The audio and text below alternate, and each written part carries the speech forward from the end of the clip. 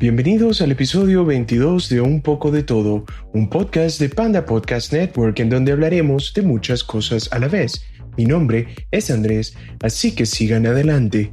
Este podcast sale todos los domingos y lo pueden encontrar en las siguientes plataformas: Spotify, Apple Podcast, YouTube, Google Podcast, iHeartRadio, Radio Public, Pocket Cast, Stitcher y Breaker.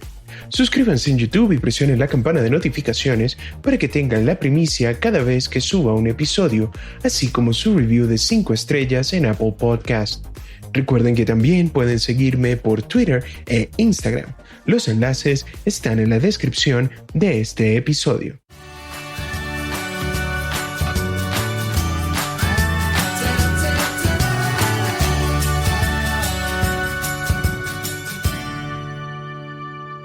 El día de hoy les quería comentar acerca de algo que me pareció bastante curioso en Reddit. Saben que esta es una red social que a mí me gusta bastante porque es contenido de usuarios para usuarios por usuarios.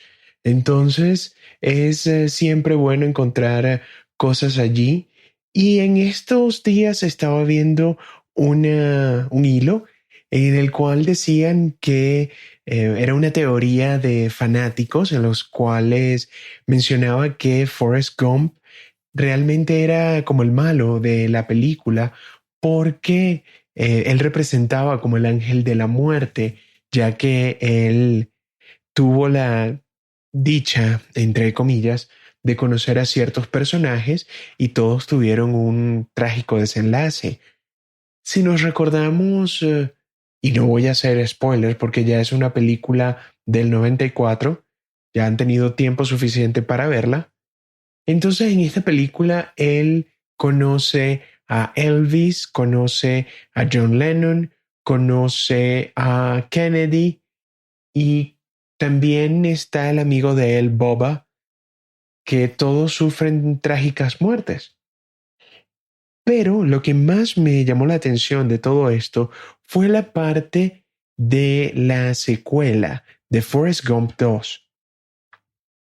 Yo estaba viendo esto y me causó tanta intriga que tuve que comenzar a investigar porque dicen que el plan para Forrest Gump era el siguiente. En Forrest Gump 2 nos iban a dejar a este personaje en la Bronco blanca de O.J. Simpson, que se hizo famosa en esa persecución y que también iba a haber una escena donde Forrest Gump iba a bailar con la princesa Diana. También lo hubiese puesto justo en el medio del atentado en la ciudad de Oklahoma 1995, donde este carro o camión explosivo le quitó la vida a muchas personas. Pero lo más curioso de esto fue que el plan de Forrest Gump incluía al inicio al hijo de Forrest, Forrest Jr., que a él lo iban a diagnosticar con SIDA y que iba a perder a todos sus amigos porque el escritor de la película, el señor Eric Roth, dice que iba a haber una escena en Florida donde las personas iban a estar bastante molestas por el fin de la segregación en ese estado y que también las personas iban a estar muy molestas porque sus hijos tenían que ir a clases con el niño que tenía SIDA. Eso también me sorprendió bastante, pero lo que realmente fue el golpe definitivo fue el motivo por el cual esta película no se realizó. ¿Ustedes saben qué día este señor Roth entregó el manuscrito para Forrest Gump 2? El 10 de septiembre del 2001. Ya todos sabemos lo que pasó al día siguiente, entonces ya ese plan pues fracasó. Ya Forrest Gump 2 no se pudo hacer. Pero no contento con esto, yo decía, oye, si esta película tenía este plan, ¿qué otras películas, qué otras secuelas por suerte nos hemos salvado? Bueno, buscando en internet encontré otro recurso y aquí también les voy a hablar de otras películas que casi pasaron. La primera de ellas es Beetlejuice 2. Beetlejuice va a Hawái. En esta primera entrega, donde parte de la buena relación de Michael Keaton con Tim Burton, que ya sabemos que él fue el primer Batman moderno, Michael Keaton, y ellos también trabajaron en Beetlejuice, este personaje raro que era como un zombie, y salió una muy buena película, a la gente le gustó mucho, y ya tiene ese tipo de películas que son viejas, pero siempre es bueno verlas, sobre todo en la época de Halloween. Resulta que cuando esta película sale, de una vez el estudio quiere hacer una secuela y el control del personaje en ese momento lo tenía Tim Burton. Entonces lo que hizo fue, al no querer lanzarse una secuela, es poner la idea más descabellada que nadie en su sano juicio la aceptaría. Entonces ponen al personaje de Beetlejuice que viaja hacia Hawái. Entonces que iba a seguir a la familia de la película y lo más triste de todo es que hubo ejecutivos de Hollywood que aceptaron la idea. Entonces se podrán imaginar los 90, mucha cocaína, entonces ya saben por dónde van los tiros. Hay gente muy loca. No tan loca como los que quisieron a Mrs. Doubtfire parte 2. Mrs. Doubtfire, también conocida como Papá por Siempre, una de las películas del genial Robin Williams, y si por casualidad no se los imaginan, yo soy extremadamente fanático de Robin Williams y de sus películas. Entonces, cada vez que tenga una oportunidad, voy a mencionar el genio que era este señor. Bueno, volviendo al tema. La idea para Mrs. Doubtfire era que iban a tener esta oportunidad Robin Williams de volverse a vestir como la señora Doubtfire, pero que en esta secuela tenía que ir con su hija, la mayor, que se iba a graduar e iba a ir a la universidad, pero Mrs. Doubtfire iba a ir también a la universidad para poder vigilar a su hija. Y realmente no entiendo por qué íbamos a tener una secuela de una historia que en líneas generales tuvo un cierre definitivo. Aquí, haciendo un breve paréntesis, yo soy de las personas que dicen que en el momento de ir al cine, dame el final de la película. No me dejes eso de no, tú te imaginas el final, lo dejas a tu imaginación, qué es lo que crees que va a pasar. No, no, no, no, no. Ya yo gasté $20 entre la entrada, el refresco, las palomitas, chocolates, etcétera, etcétera. Dame un final. No me dejes como, no, bueno, y de repente el personaje caminó, abrió la puerta y fin. No. Dime qué fue lo que pasó, dame un final. En fin, ya con este final de Mrs. Doubtfire, en teoría la película estaba cerrada, ya la historia que quisieron contar la cerraron y abrir nuevamente eso para otro tipo de aventuras ahora en una universidad, eso ya hubiese sido mucho con demasiado. Otra de las películas que también se le hizo ese intento de sacar una secuela totalmente innecesaria era esta película Wanted, que esta salió hace ya un par de años con Angelina Jolie y con el Profesor X, o también conocido como James McAvoy. Era la película en la cual él era McAvoy, el hijo de uno de los asesinos más grandes de la historia, y era todo un culto, una cosa. Era una película basada en una novela gráfica que sí, si tienes el dinero, las ideas y a personas como Favreau en tu equipo, tienes al universo Marvel y luego tienes otros estudios que no tienen tanta suerte y pasan cosas como esta. Entonces, en esta segunda entrega, iban a tratar de resucitar al personaje de Angelina Jolie para que fuese la protagonista de esta película, a lo que Angelina Jolie descartó totalmente el proyecto.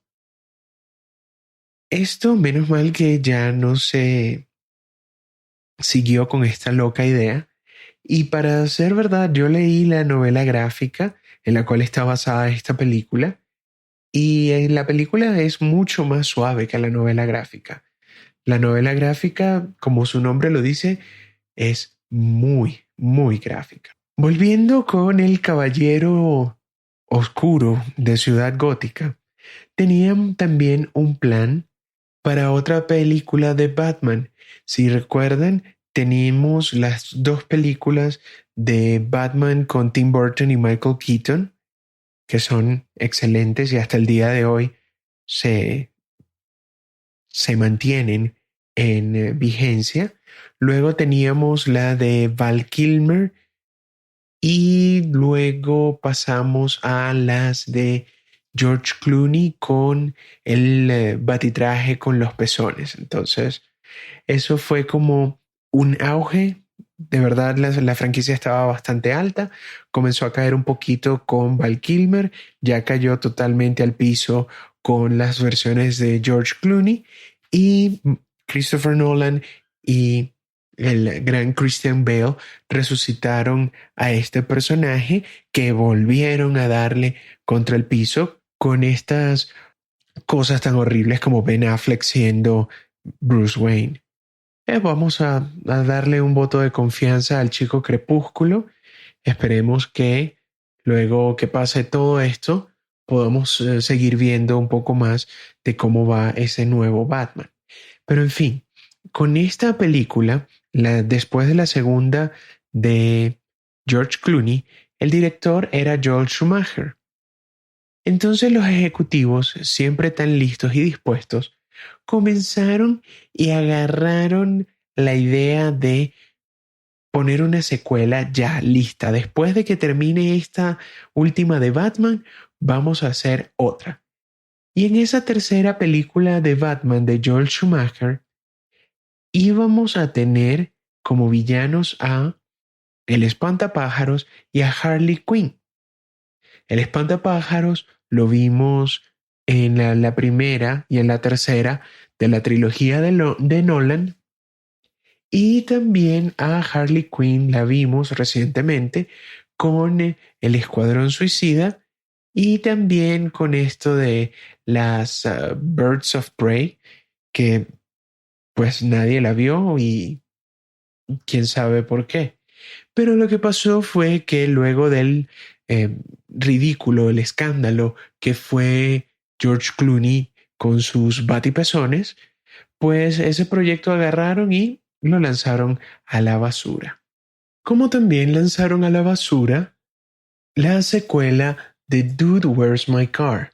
Sí, una película que yo vi infinidad de veces cuando era adolescente y tenía su humor de adolescente, era Ashton Kutcher y Sean William Scott, que es Stifler de American Pie, el cual era una comedia de humor bastante sencilla, para no decir tonta, que eran dos tipos que habían perdido el carro y la historia pasa de un lugar a otro, llegan cosas como extraterrestres y bueno, de verdad la película es cuando tienes 15 años y cualquier cosa te entretiene, es algo que puedes ver, pero tenían una idea para poder hacer una secuela.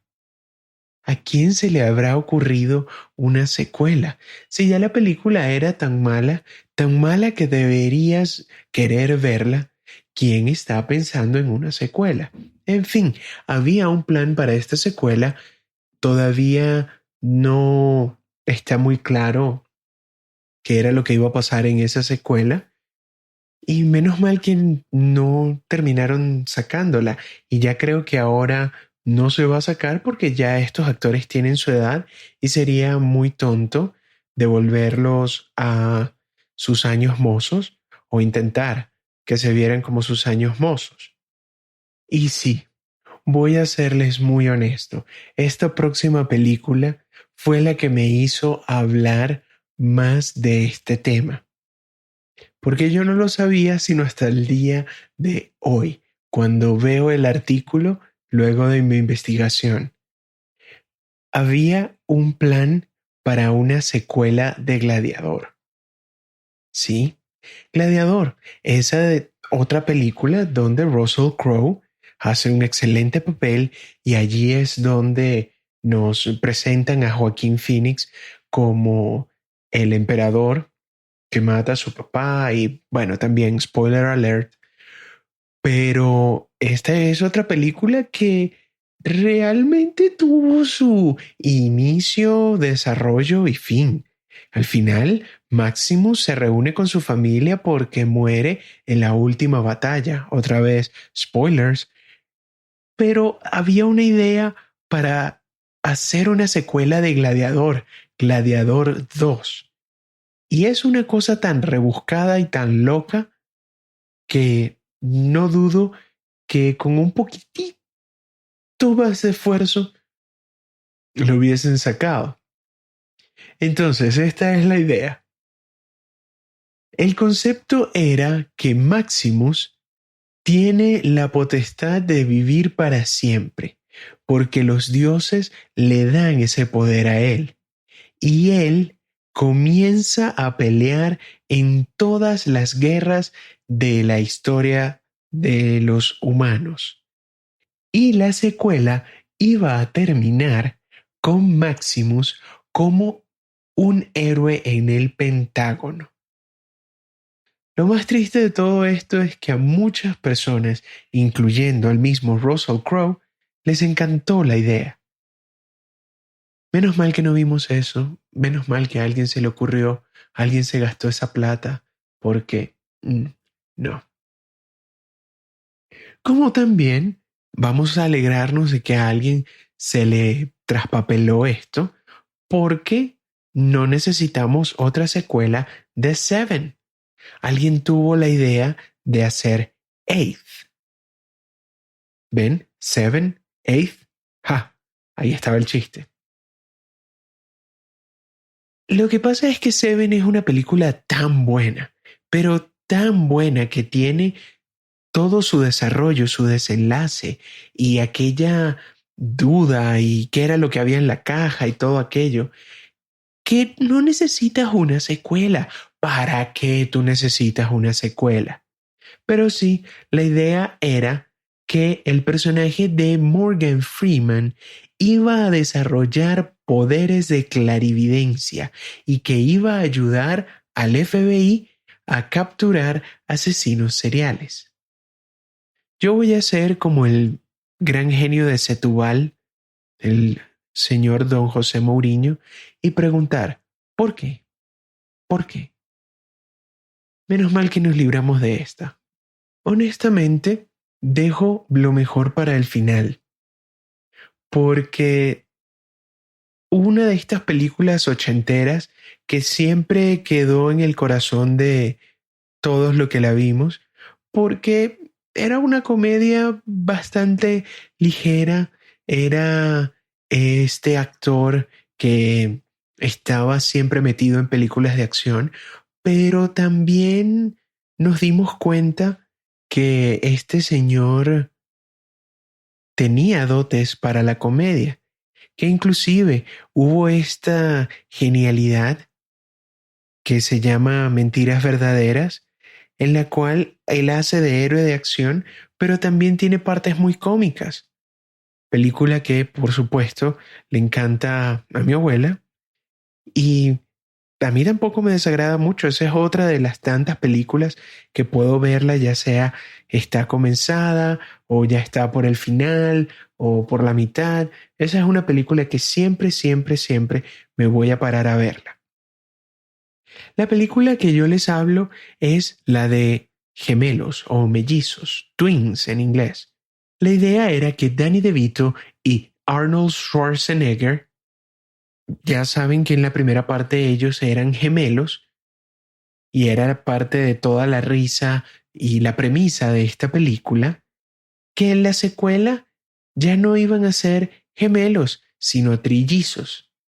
Y en un principio se pensó a esta señora Roseanne Barr como la tercera hermana Benedict, cosa que, obviamente, muy loco para ser cierto, pero sí, eran trillizos. Afortunadamente, este proyecto se terminó, no dio frutos y la idea se desechó, pero también, años después, quisieron lanzar la idea nuevamente, pero con Eddie Murphy como el tercer trillizo de esta película.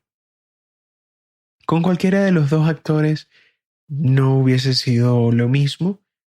Ya dejen lo que está hecho. No necesitamos más secuelas y mucho menos necesitamos un reboot. Volver a hacer las películas que ya se hicieron. No, muchas gracias, pero no. Seguiremos con el próximo tema luego de esta pausa.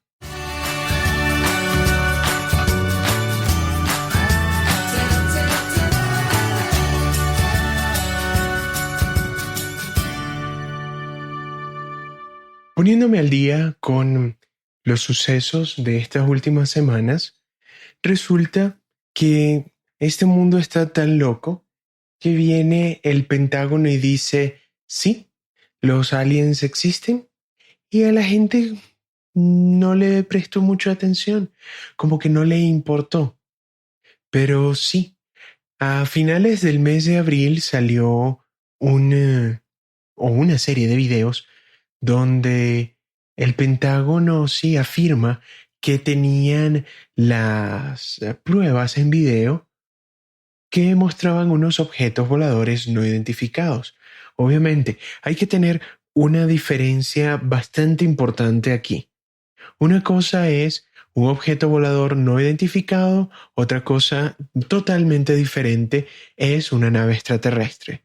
¿Por qué le dicen objeto volador no identificado? Porque inclusive puede ser una de estas mismas pruebas de algún departamento secreto, de alguna agencia de gobierno, y como no saben qué es, obviamente es no identificado. Entonces tenían los videos, se los voy a colocar en la descripción para que los vean y desclasifican estas cosas para hacer que la gente hable. Pero yo realmente no sé qué pensar. ¿Por qué?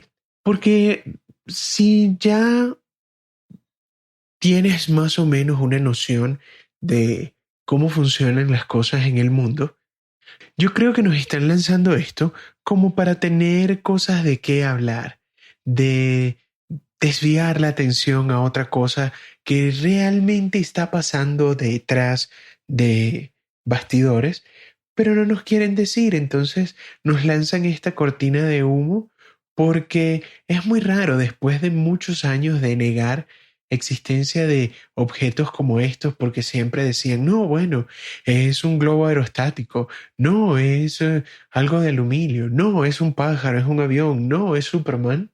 Ahora sí dicen, no, bueno, hay objetos voladores no identificados. Mi mente conspiranoica siempre comienza a buscar el porqué de las cosas. No, y vamos a hablar también de esto, no por el hecho de decir conspiranoico lo estoy diciendo en un mal sentido, no, al contrario, es siempre buscar la verdad. Porque si tú no te preguntas las cosas, siempre vas a estar escuchando y siguiendo órdenes. Igual, volvemos a ser como el gran genio de Setúbal. ¿Por qué? ¿Por qué? ¿Por qué? ¿Por qué después de tantos años de habernos negado esto, ahora sí, justo ahora en la situación donde estamos, con todas las cosas que están pasando, y aquí viene una predicción, no va a estar muy lejos el día en el cual diga, mira, tenemos Haití, aquí hay un video donde hay extraterrestres, así que ya un poco de todo se les adelantó, ya tienen la primicia que en muy poco tiempo vamos a ver un video como esto. Porque también, si es algo que grabaron, si es algo que tenían desde hace tiempo, ¿por qué no se muestran una imagen tan borrosa?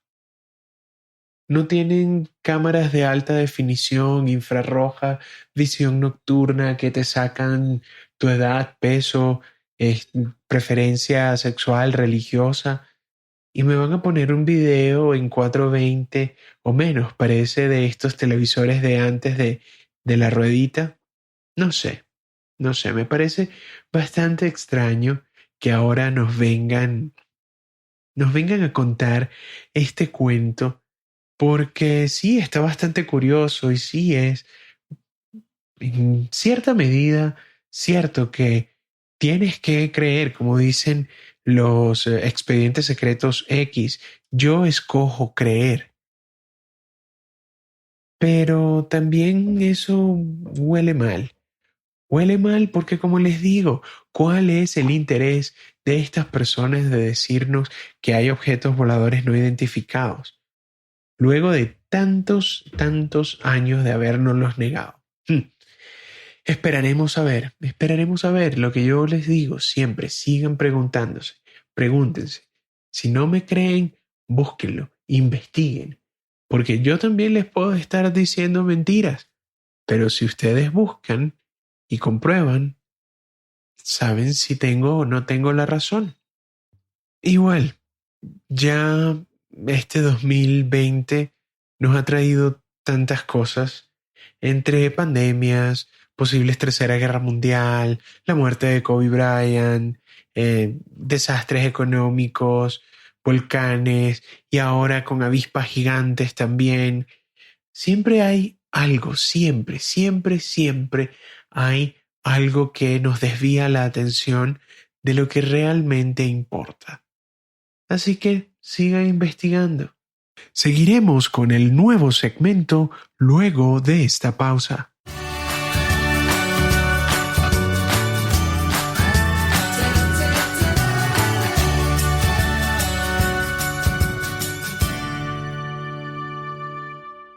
Aprovechando que estoy en el episodio 22, les dije que de vez en cuando iba a traer nuevos segmentos. Tenía semanas preparando este, pero no tenía el título. Así que ya con título, ya con tema, es hora de anunciarles el nuevo segmento. Se llama el rant del panda. Rant, una palabra inglesa o anglosajona que podemos traducirla como despotricar, en el cual voy a hablar de cosas que me parecen que estén bien o otras que no me parecen que estén bien, y poco a poco quiero traer esto como temas de discusión. Mi primer rant de panda es inspirado por una desaparición física que ocurrió hace un par de semanas en España. Es la del señor Michael Robinson. Michael Robinson fue un jugador profesional de fútbol y también fue un comentarista deportivo en la televisión española.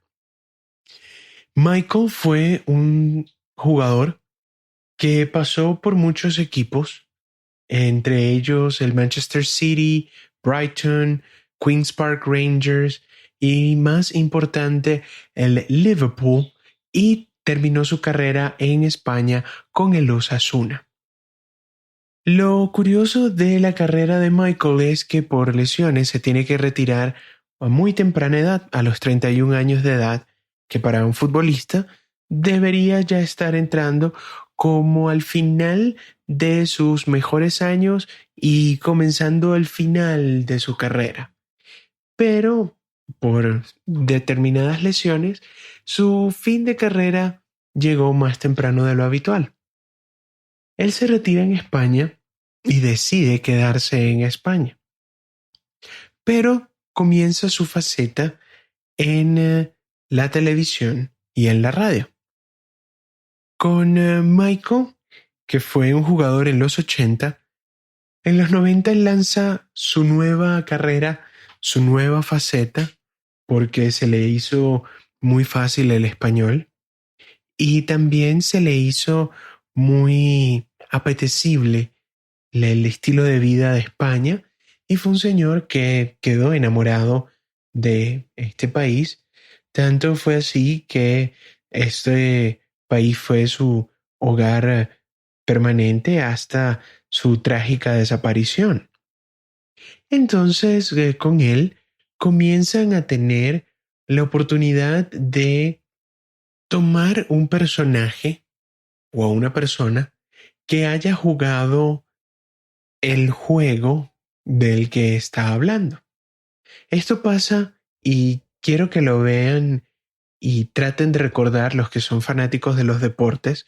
Cuando tú tienes a un equipo de narradores, siempre tienes al comentarista principal, pero lo que se conoce en inglés como commentary o color commentary, generalmente esta otra persona que acompaña al narrador principal, si es un equipo muy, muy, muy bueno y legendario, este siempre va a ser una persona que ya está retirada de este juego, pero que tuvo la oportunidad de ejercer lo que se está hablando. Y es muy importante en un equipo de narración tener esa otra perspectiva, porque el narrador principal lo que te va a hacer es describir la acción. Que este le dio la pelota, hizo esto, hizo lo otro, pero el comentarista de color, y no decir afrodescendiente porque no es así, es que le da color a esa narración porque es la persona que como vivió el juego, como estuvo allí, te puede decir, bueno, sí, lo que pasa es que ahora la táctica es esta porque esto es lo que está pensando el técnico o esto es lo que puede estar pensando en el jugador, porque te trae ese tipo de anécdotas en las cuales ya él las vivió y te explica mucho mejor lo que está pasando y lo que tú estás viendo y mejor aún lo que estás oyendo en el caso de la radio.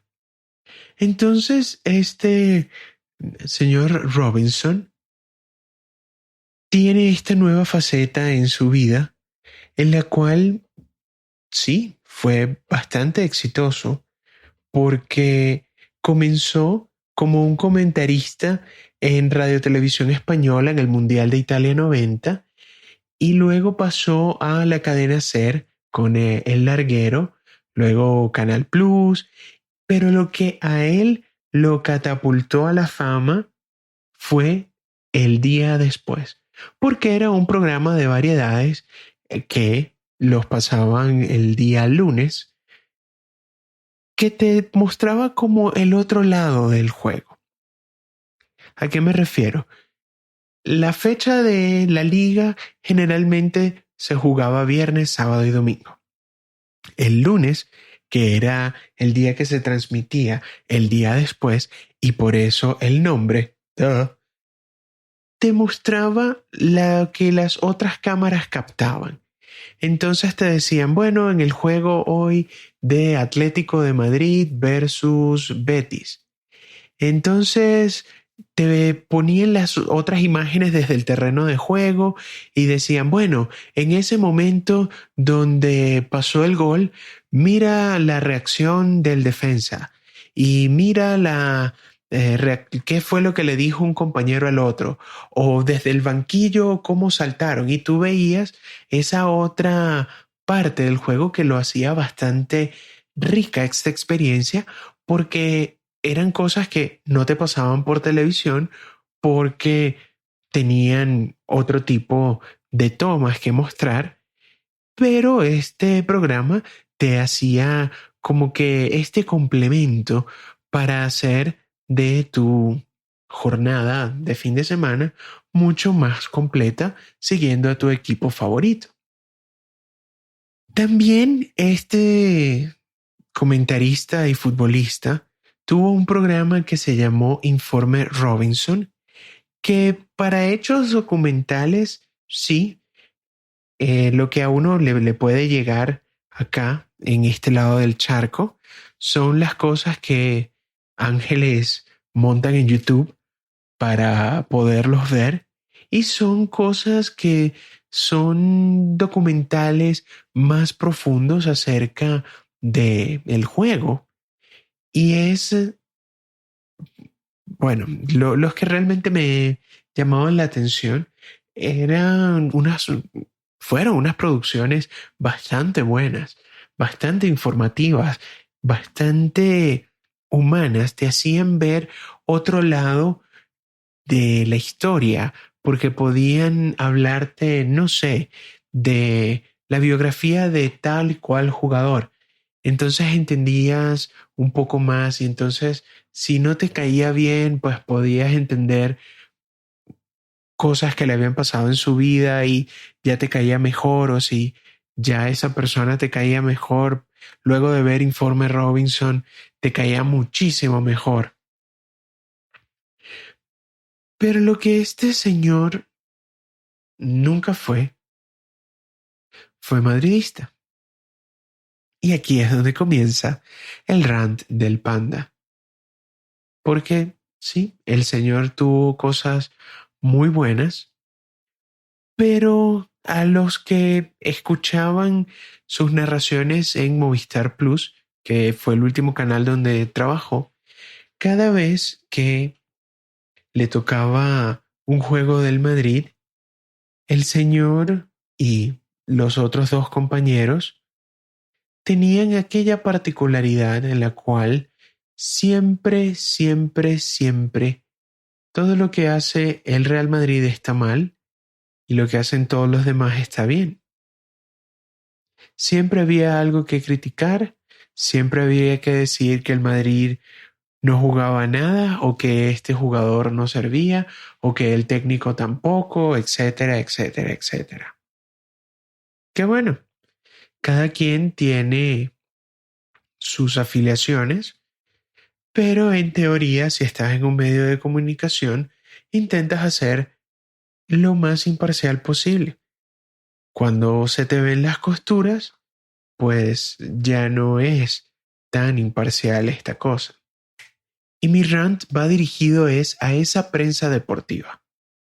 A esa prensa deportiva que mucha gente está engañada y les dicen que no, lo que pasa es que toda la prensa es madridista porque siempre habla del Madrid.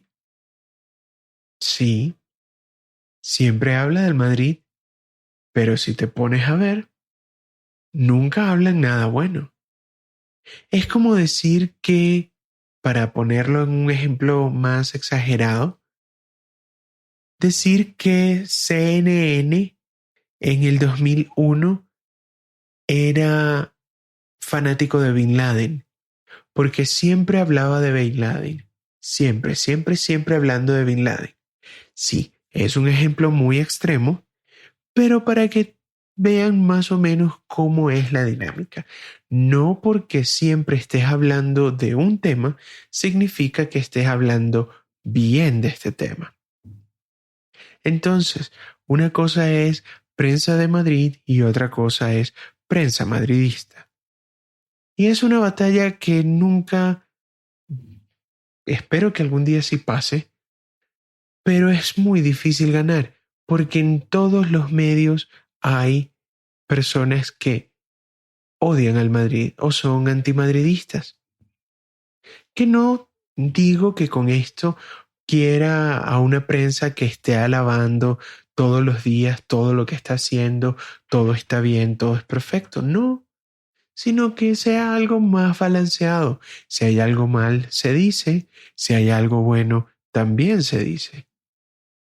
Porque, por ejemplo, y les voy a poner un ejemplo de una tertulia cualquiera en cualquier medio de comunicación en español. Tienes a varios antimadridistas recalcitrantes que generalmente apoyan a ese otro equipo chiquitito en el norte de España y siempre van a hablar mal del Madrid y bueno, es el equipo que no les gusta, hablan, no hay ningún problema. Luego tienes a otro que te lanza esto de es que soy imparcial, pero esa imparcialidad, porque dicen que no son de ningún equipo, siempre andan lanzándole basura al Madrid. Y después, para este balance en la fuerza, tienen a un madridista, pero qué casualidad que este madridista es el más madridista crítico en la vida. Es una persona que es, sí, yo soy del Madrid, pero no me gusta este jugador. Yo soy del Madrid, pero hay que gastarse todo el dinero en fichajes. Yo soy del Madrid, pero no me gusta el entrenador. Ese tipo de madridista crítico, y aquí con comillas gigantes, es el que siempre está en todas las tertulias. Para hacerles el cuento más curioso, cuando yo comienzo a averiguar esto de podcast, esto en el año 2005, yo comienzo a buscar cosas que me gustan. Y una cosa que me gustan son los deportes. Y de los deportes que me gustan, del fútbol yo soy del Madrid. Entonces yo quería buscar programas que me hablaran del Madrid. ¿Qué mejor que directamente desde España? Vamos a buscar si esta gente pone podcast. Y sí, los encontré. Y qué muy, muy, muy bueno. Excelente. Los mismos tíos que me estaban hablando en el FIFA eran los mismos que estaban narrando los juegos y eran los de la cadena que yo quería escuchar, cosa que no podía escuchar en vivo porque el internet todavía no era tan bueno, las páginas no estaban tan óptimas para tú poder tener una transmisión de radio por el internet, pero sí escuchaba el podcast. Sí los escuchaba y yo era fanático, acérrimo de personajes como Manolo Lama y Paco González, que obviamente yo comencé a escucharlos con FIFA. La versión que a mí me llegó de FIFA 99, que ese siempre me voy a acordar clarito, era la versión que estaba en el español, pero el único español que tenían era el español de España. Así que aprendí a familiarizarme con la voz de estos dos personajes.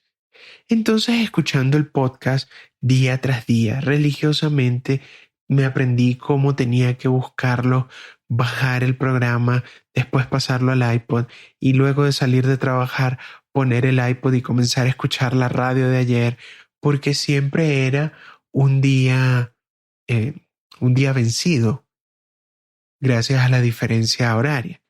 Entonces, como yo los escuchaba en las tardes, siempre los tenía que guardar, grabar y los estaba escuchando. Y pasa el tiempo y sí, sí hablan del Madrid. Pero un día hablaron mal por X o por Y. Al otro día vuelven a hablar del Madrid y es la continuación de la polémica del día de ayer. Al tercer día hay una nueva polémica porque un jugador hizo esto o no hizo aquello y da la casualidad que pasaban meses y meses y meses y todo el tiempo era dándole palos al Madrid y yo decía, Oye, están hablando de mi equipo, pero no me está gustando tanto. Y también me acuerdo en esa época que estaba este otro señor que se llama Manolete, que ya es una parodia. Lamentablemente es una parodia y así es como se gana la vida ese señor. Pero este Manolete era el personaje que llegaba a la radio, creo que era una vez por semana, y él era el que decía o el que estaba más conectado con todos los clubes y con todos los fichajes. Y decía, no sé qué jugador ya está listo para irse al Madrid. Ya no sé quién está para hacer un trueque y no sé qué. ¿Y cuál era la casualidad de este señor? Que cada rumor que decía, cada rumor que fallaba, no pega una, simplemente no pega una. Y estamos hablando del 2005-2006, 15 años.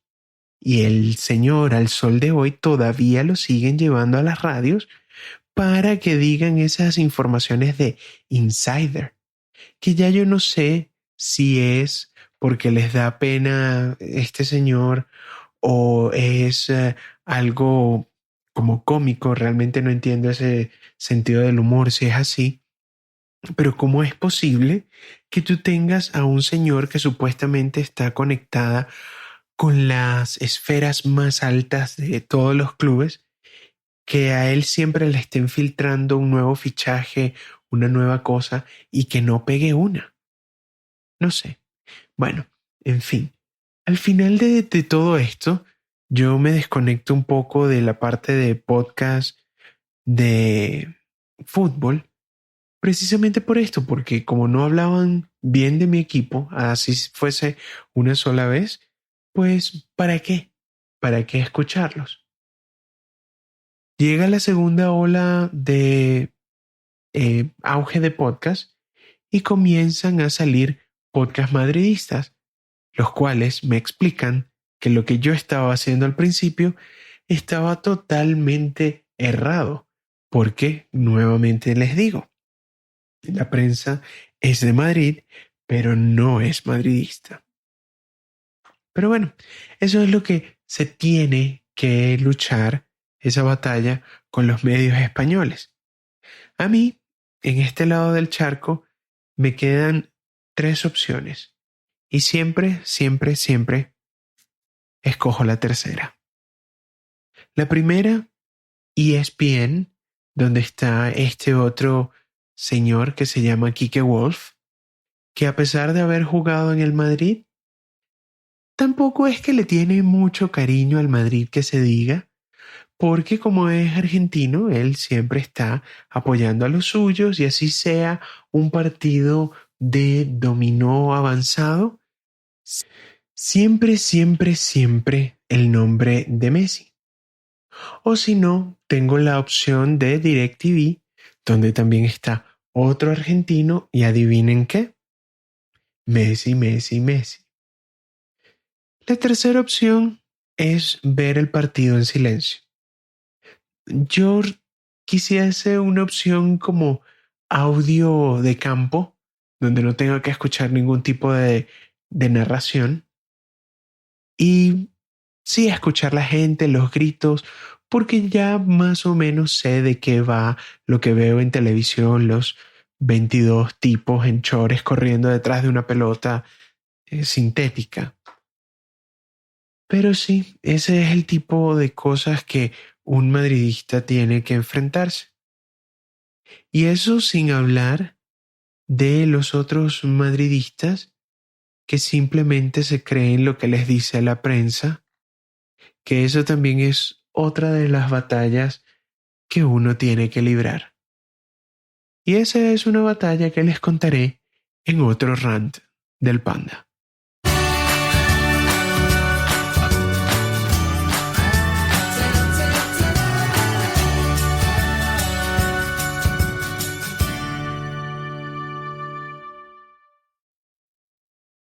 Este es todo el tiempo que tenemos por el día de hoy. Si les gustó el episodio, compártanlo con un amigo y anímense a suscribirse al podcast en su plataforma preferida para que tengan la notificación apenas el episodio suba a la web. Esto fue Un poco de todo y hasta la próxima.